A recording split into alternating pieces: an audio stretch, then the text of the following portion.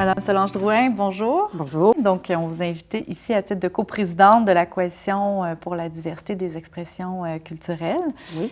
Pouvez-vous nous dire quelques mots sur cette coalition?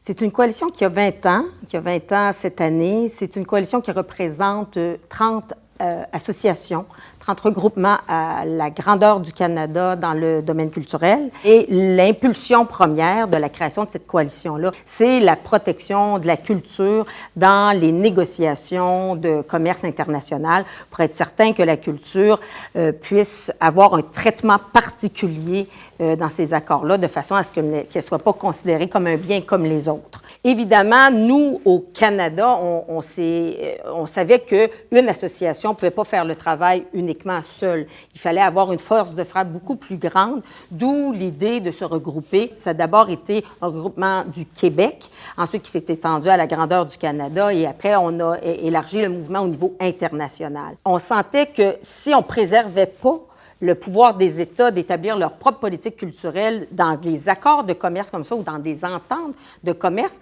le travail qu'on faisait à tous les jours à la DIS, qui était de protéger la culture, soit par des règles au CRTC ou des outils de financement, que ça allait absolument rien donner. On n'allait plus être en mesure de faire ça. La question de la protection de la culture dans un accord de commerce a ressurgi formellement dans les années 80 lorsqu'il y a une négociation qui s'enclenche entre le Canada et les États-Unis. And we got involved with the Canada-US free trade negotiations, which culminated in 1988 with that treaty.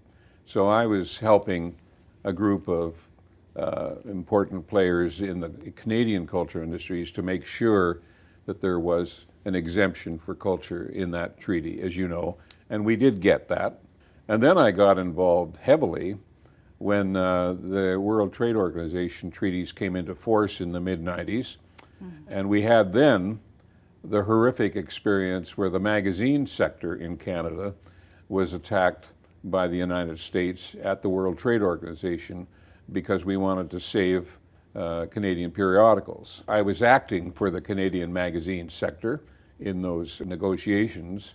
And we lost, of course, at the appeal level of the World Trade Organization, but eventually Canada settled on a basis that was actually, in the end, favorable to our magazine sector. En fait, il y a assez peu de pays de sensibiliser à ces enjeux en matière de libéralisation des échanges et impact sur les politiques culturelles. Il y a la France, bien entendu, qui va aussi adopter une position similaire dans le contexte de la réforme du système commercial multilatéral qui va survenir dans les années 80, début des années 90. Il y a un débat qui est soulevé à nouveau en ce qui concerne la protection de la diversité culturelle, la protection des politiques culturelles des États, parce que la réforme vise à étendre le système commercial aux services. Les services ne sont pas inclus jusqu'alors et deviennent pourtant une part importante du commerce mondial. Et la France va se lever avec d'autres pays de l'Union européenne afin qu'il y ait un statut particulier de réservé à la culture dans l'accord général sur le commerce des services. During that period, I was appointed to the Sectoral Advisory Group on International Trade, which is a group of the cultural industries that advises the government on these issues. And so all through that period, when we were looking at this problem with the World Trade Organization, we were worried about the future of supporting local cultural industries.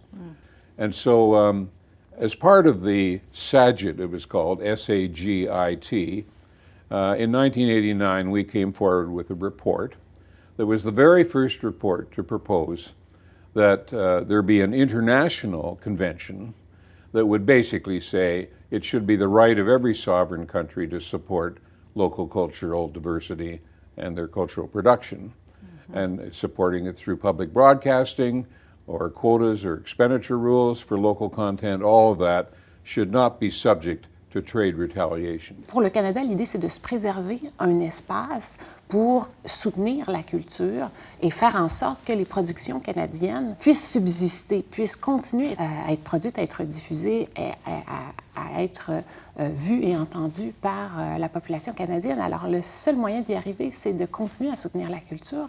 Et pour ce faire, il faut exclure la culture de l'accord de commerce parce que les fondements du libre commerce limitent le droit d'un État de soutenir ses propres productions.